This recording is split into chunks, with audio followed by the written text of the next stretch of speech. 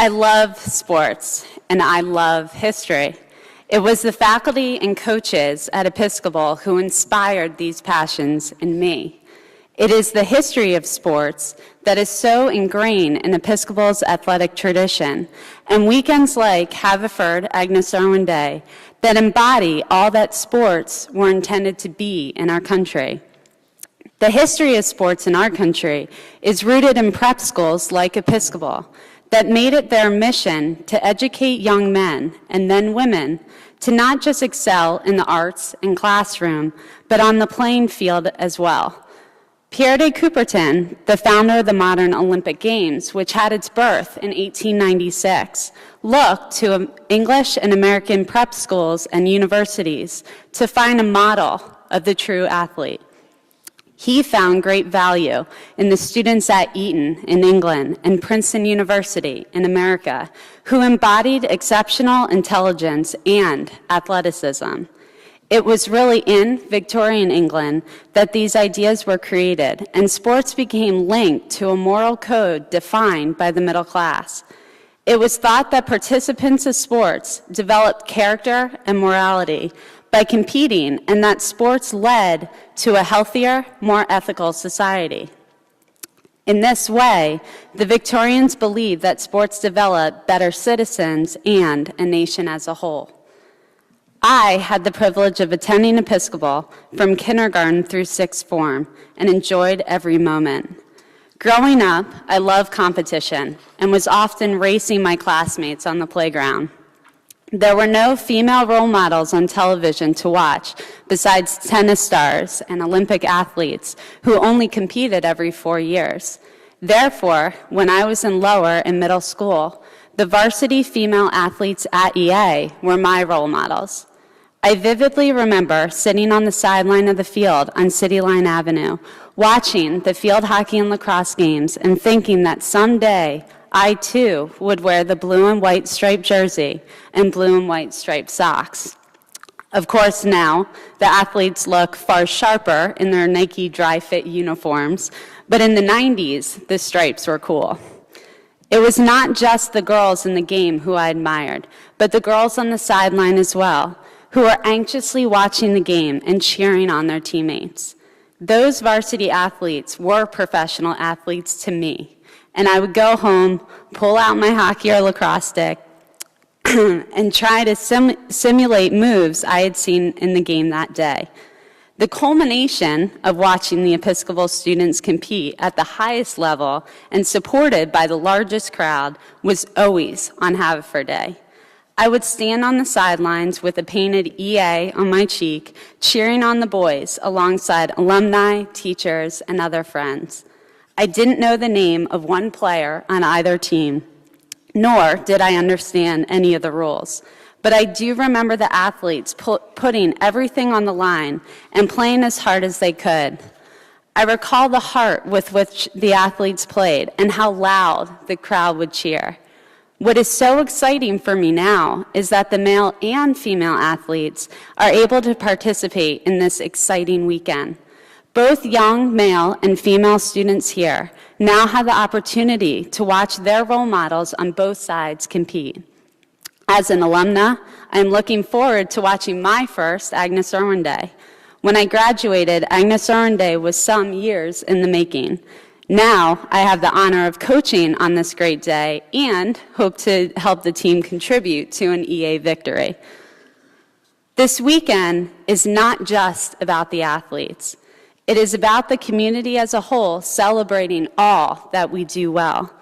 It is for the alumni who come back, not just to see the athletes compete at a high level, but also to see the student body, faculty, administration, and staff all in a sea of blue and white cheering for their school.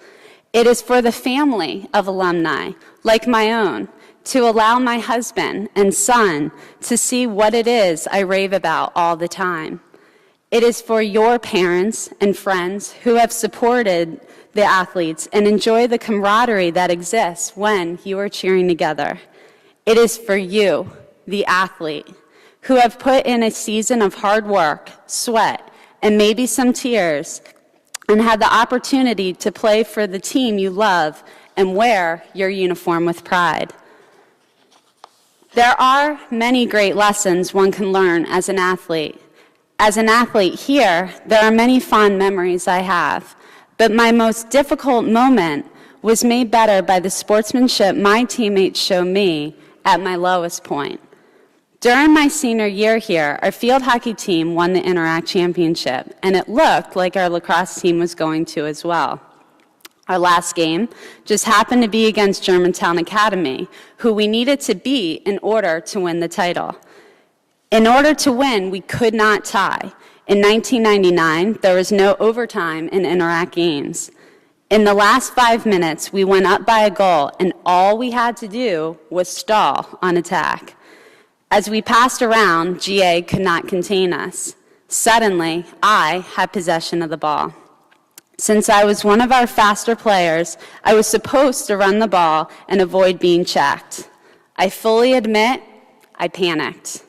I felt the weight of the game on me, and in a moment I regret to this day, I sent a horrible pass to my teammate, who missed it, and then watched as GA's star player picked up the ground ball and ran faster than I have ever seen someone run down the field and send the ball past our keeper.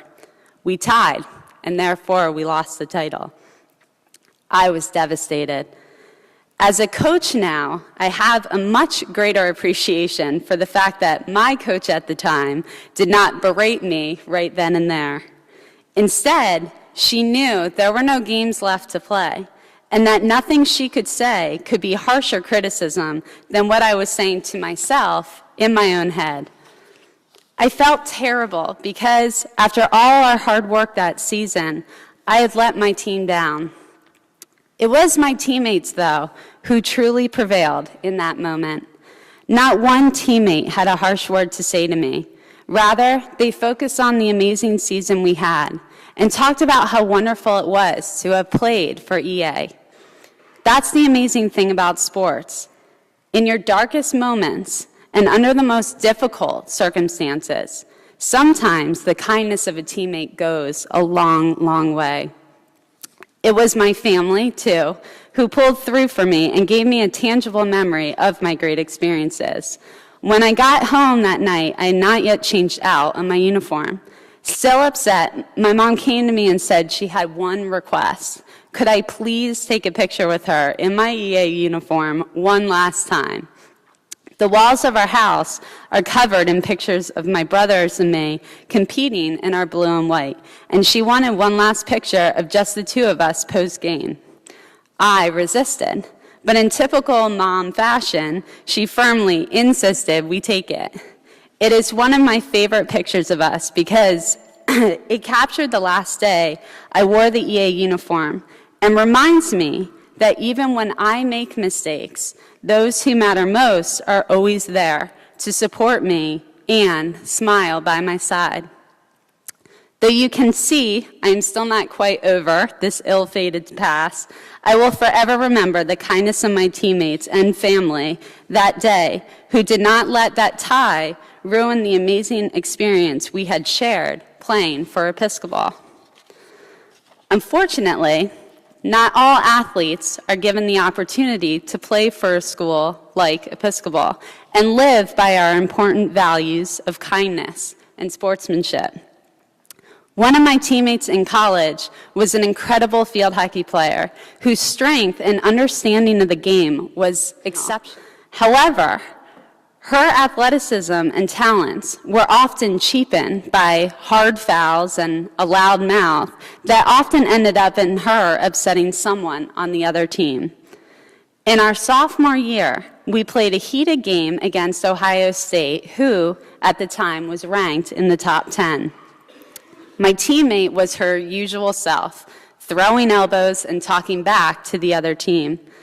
As she and another girl chased down a ball, my teammate went for her body instead, and as she gave her a stiff blow to the side, she successfully took her down, and me in the process.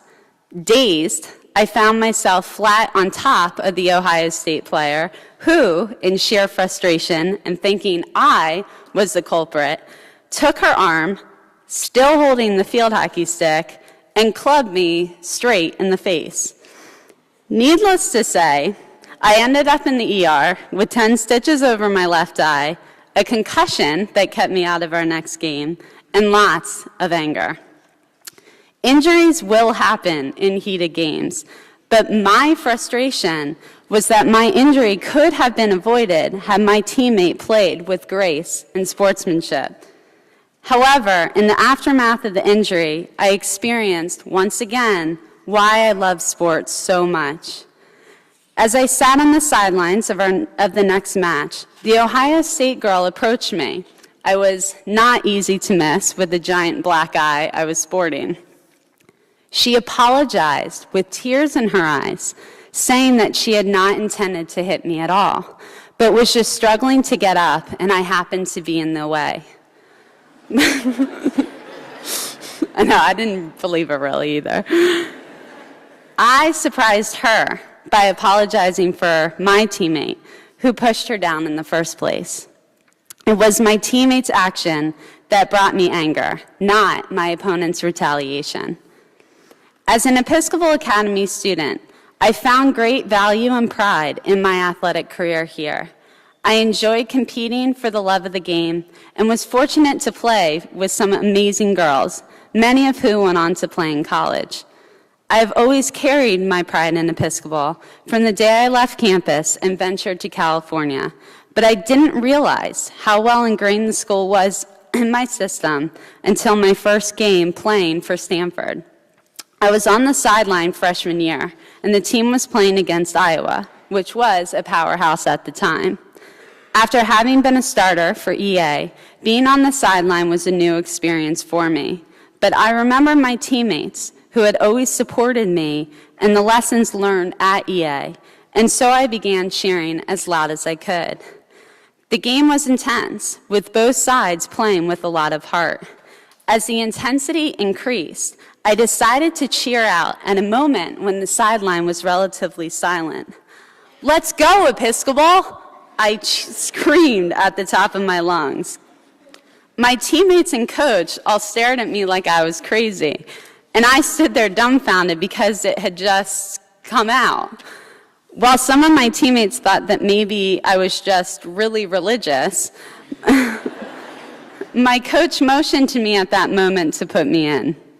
After we had shaken hands with the other team, my coach pulled me aside and said, "Love the enthusiasm, but you think you can learn the name of your new school?" I made sure to cheer, "Let's go," from then on. While one could easily argue that perhaps I returned to EA to teach and coach because it would be easier for me to remember the right cheers, I know I returned because I wanted to teach at one of the finest academic schools in the nation and wanted to coach an exceptional group of athletes. Given that real professional athletes have not always proven to make the best role models, I will bring my son to your games because I believe Episcopal serves as an exceptional place to find fine students who model good behavior, sportsmanship, and who always play for the love of the game. This weekend, as you put on your jersey or stand on the sidelines in your blue and white, take a moment to look around and appreciate this amazing place and the incredible people who cheer for and with you. You never know who you will inspire or what fond memories you will give to an EA kindergartner sporting his or her blue and white and watching you in awe. Thank you.